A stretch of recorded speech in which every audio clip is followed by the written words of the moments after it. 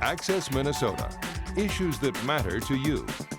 Access Minnesota brings you the newsmakers and the stories that shape our everyday lives, with analysis from University of Minnesota faculty experts. This month on Access Minnesota, we commemorate the 150th anniversary of an event that dramatically shaped the beginnings of Minnesota statehood, the U.S. Dakota War of 1862. Here at Fort Snelling, near the confluence of the Minnesota and Mississippi rivers, the area is regarded as the birthplace and spiritual center to the Dakota people. In the early and mid-1800s, a series of treaties between the Dakota Nation and the U.S. government established an agreement for the Dakota to receive annuities in exchange for land. But many of these treaties were neglected, and money did not reach the Dakota.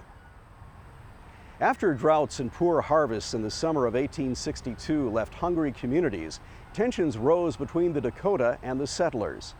On August 17th of that summer, 4 Dakota men killed 5 settlers near Acton, Minnesota, marking the beginning of the war.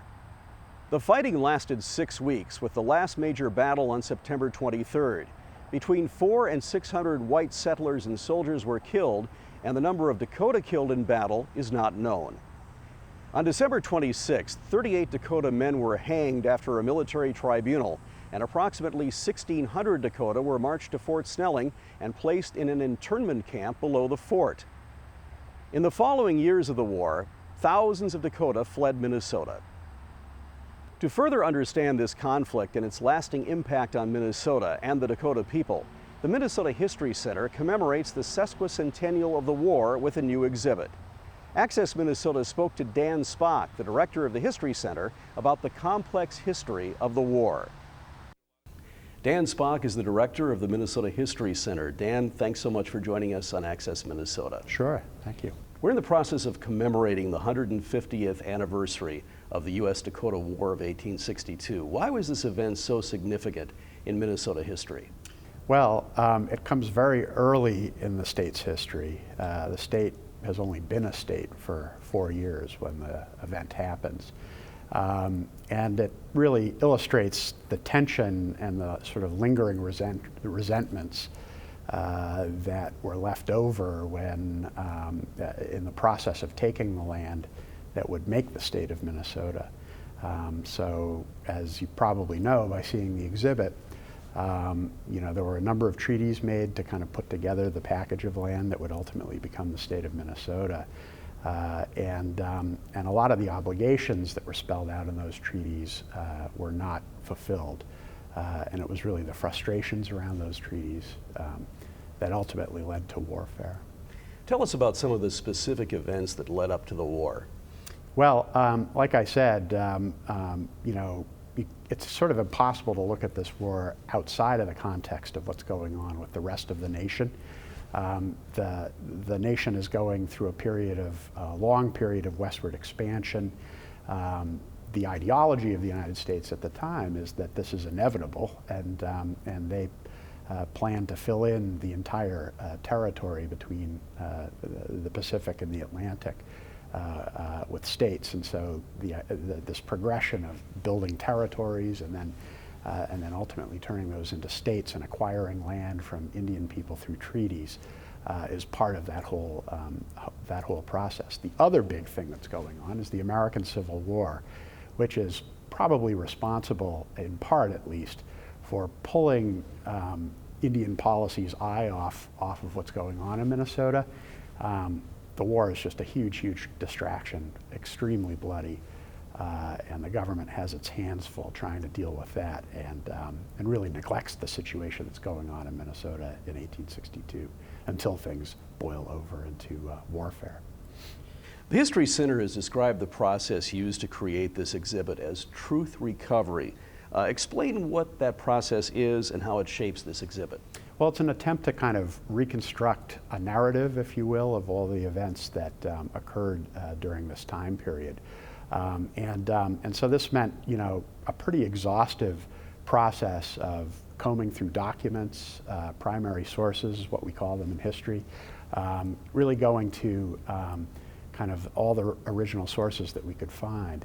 It also meant going and talking to people who still live with the consequences of the war today, getting their feedback, listening to their family stories, recording them, and to a large degree letting what we heard shape the interpretation of the exhibit that you'll find here today.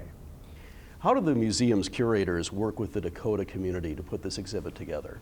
Well, we had a series of approaches. We've been supporting an annual conference every summer for the last 3 years, and we'll be doing it again this year.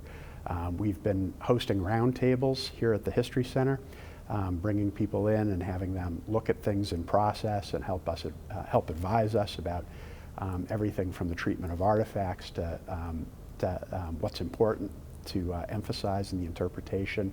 And then we've also been going out and visiting the Dakota in their reservations. The Dakota Nation was really shattered by this war, and so Dakota people are now living in a variety of communities, reservations, and reserves not only in Minnesota, but in the western states and even up into Canada, Saskatchewan, and Manitoba. So it's been very important for us to not only have them here, but also to go out to where they live and meet with them at their homes. What has been the reaction to this exhibit by the Dakota people? Well, I think it's thoughtful. I think it's sad. This is a very painful episode for them. They really live with the consequences of this, with this war today, and even just going back and revisiting it again, I think, is a very, very difficult process for them. And so we've heard a range of things, everything from encouragement to feeling that that we haven't done enough, and I think we anticipated that would be the case, and we know our work with the Dakota isn't done. We're going to keep working with them into the future on other issues that are of importance to them. Tell us about some of the major figures on both sides of the war. Well, some of the key figures from the United States government or Minnesota state government standpoint are probably Henry Sibley and Alexander Ramsey. It's hard to pick two people who have more influence and more impact than those two. Alexander Ramsey is a key figure in negotiating the treaties. He's also governor of the state of Minnesota during the time of the war, and he calls during the war, he calls for the extermination and removal of the Dakota from the state of Minnesota. So he's a pretty pivotal figure. Henry Sibley is a sometime rival of Alexander Ramsey politically. He's a Democrat, Ramsey is a Republican, and partisan bickering is something that is happening even then. Back in those days in the territorial period and early statehood period. But Sibley is a person who's been here for a long time, since the 1830s. He's a fur trader who's actually trying to pivot out of the fur trade business, which is in a protracted state of financial collapse. He's also a fundamental military figure because he leads the attack against the Dakota once the war gets going. There was no clear consensus among the Dakota people as to whether to go to war or not. There was a lot of dissension within the ranks. Tell us about some of the Dakota leaders who were very much pro going to war against the U.S. and those who resisted.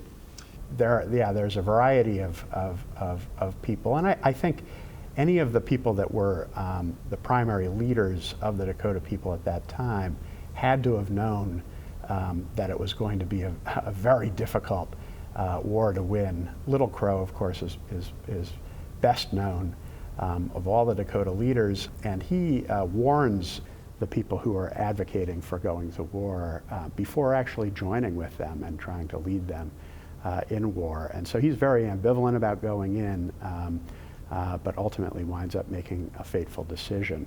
There are people like Shakopee, Medicine Bottle, Makato, are also leaders who go to war.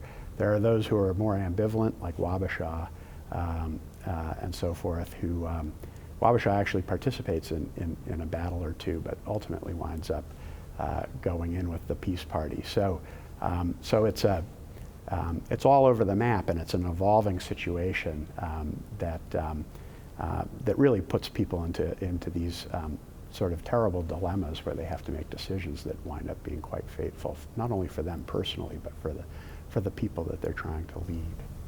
What happened to the Dakota people in Minnesota after the war? A handful of Dakota were actually allowed to settle here, and those are people who were considered loyal to the United States government.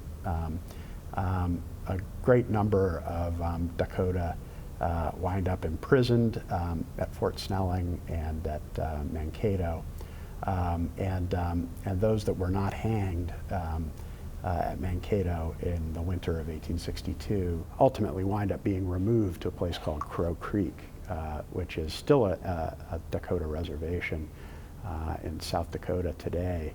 But then there are probably more Dakota actually flee to the west, and they wind up in a number of reservations that are all through the west at this point now today.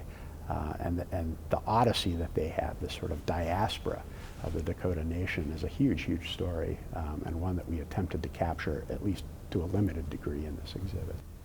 What have some of the lasting impacts of that war been? Well, I mean, certainly, you know, it's the state's history, and so it's a part of the origins of the state itself. And so you think about, look at other states around the country, and I think you'd find it hard to find a state that has such a bloody sort of birth, really. And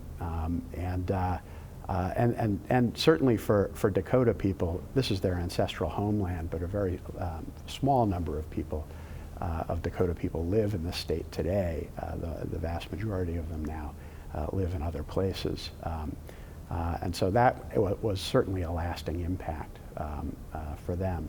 But there are descendants of white settlers who still really grieve for their ancestors here, and who were killed or dislocated by the war, and a great number of people were made refugees and so forth. So people really did suffer on all sides of this conflict. I think if you look at the kind of lasting traumas that these have, you know, there's this term called historical trauma, which is that, you know, in families in particular, these tragic events do not simply clear up after one generation or two. Quite often they can persist and linger for a long, long time.